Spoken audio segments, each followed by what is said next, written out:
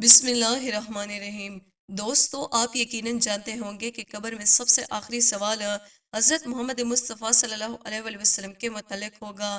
لیکن کیا آپ نے سوچا ہے کہ اگر اس سوال پر حضرت محمد مصطفیٰ صلی اللہ علیہ وآلہ وسلم ہی فرما دے کہ میں انہیں نہیں پہچانتا، تو ہماری بدنصیبی کا کیا عالم ہوگا اور ہمیں کس قدر ذلت اور رسوائی سے دوچار ہونا پڑے گا۔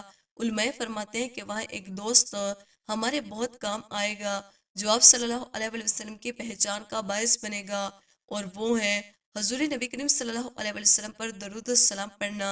آپ صلی اللہ علیہ وآلہ وسلم کی محبت کا تقاضا ہے کہ آپ کی محبت میں آپ پر خوب درود و سلام پڑھا جائے۔ اللہ پاک ہمیں توفیق عطا فرمائے۔ دوستو، آج کی اس ویڈیو میں ہم قبروں سے نکلنے اور میدان محشر کی طرف سفر کرنے کی کیفیت بیان کریں گے۔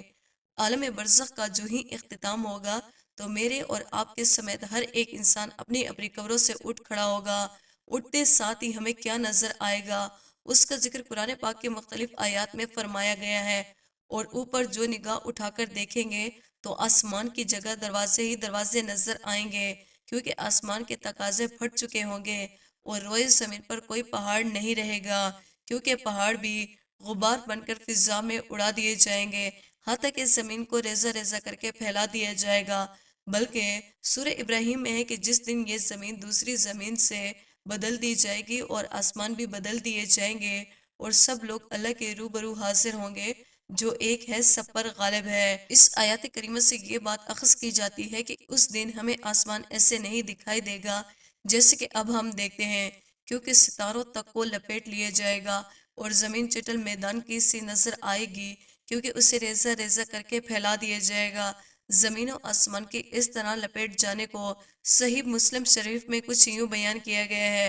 رسول کریم صلی اللہ علیہ وآلہ وسلم نے ارشاد فرمایا، اللہ پاک قیامت کے دن آسمانوں کو لپیٹ لیں گے اور پھر انہیں اپنے دائیں ہاتھ میں اٹھا کر فرمائیں گے، آج میں ہوں بادشاہ، جبر کرنے والے کہاں ہیں، تکبر کرنے والے کہاں ہیں۔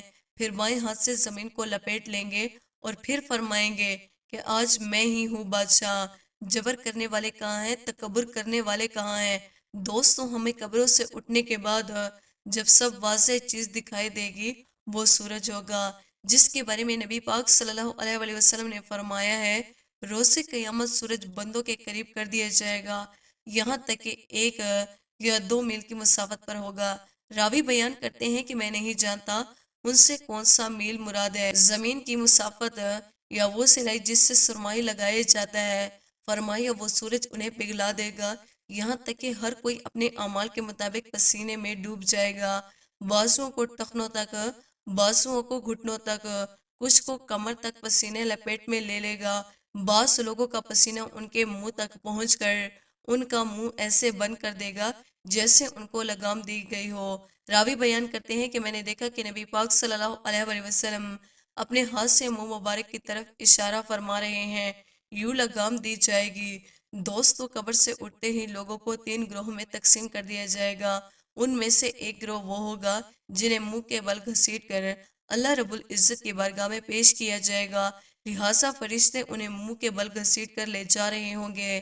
دوسرا وہ گروہ ان لوگوں کا ہوگا جو اپنے پیروں پر چلتے ہوئے میدان محشر کی طرف جا رہے ہوں گے، اور تیسرا ایسی باوقار شخصیت ہوگی کہ جن کے لیے فرشتے سواری کے لیے حاضر ہوں گے اور وہ ان کو ان سواری پر سوار کرتے ہوئے میدان حشر کی طرف پہنچائیں گے۔ حضرت ابو ہریرہ رضی اللہ تعالیٰ عنہ سے روایت ہے کہ رسول کریم صلی اللہ علیہ وآلہ وسلم نے ارشاد فرمایا، روز قیامت لوگ 3 حالتوں میں اٹھائے جائیں گے۔ پہلی قسم کے لوگ پیدل چلیں گے، دوسری قسم کے لوگ سواریوں پر سوار ہوں گے، اور تیسری قسم کے لوگ چہروں کے بل چلیں گے۔ عرض کیا گیا کہ یا رسول اللہ صلی اللہ علیہ وآلہ وسلم، چہروں کے بل بھلا کیسے چلیں گے؟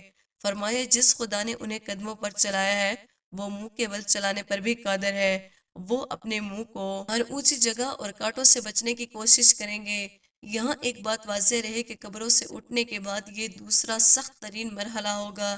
اب 3 گروہوں میں کون کون لوگ شامل ہوں گے؟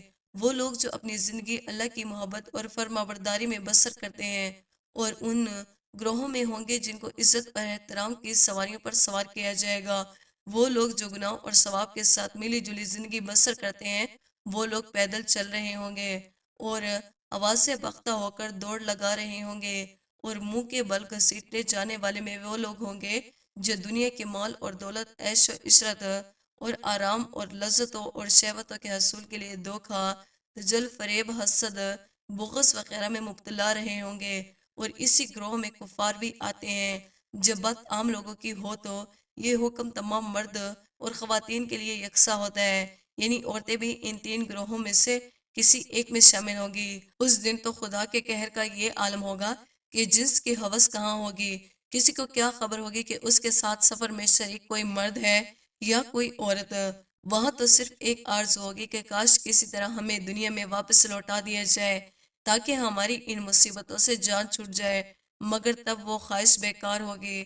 دوستوں، آج ہم زندہ ہیں تو یقیناً ہماری خواہش بھی ہوگی کہ وہ سواری ہمیں بھی میسر کی جائے، مگر یاد رکھے کہ صرف خواہش رکھنے سے وہ سواری نہیں ملے گی۔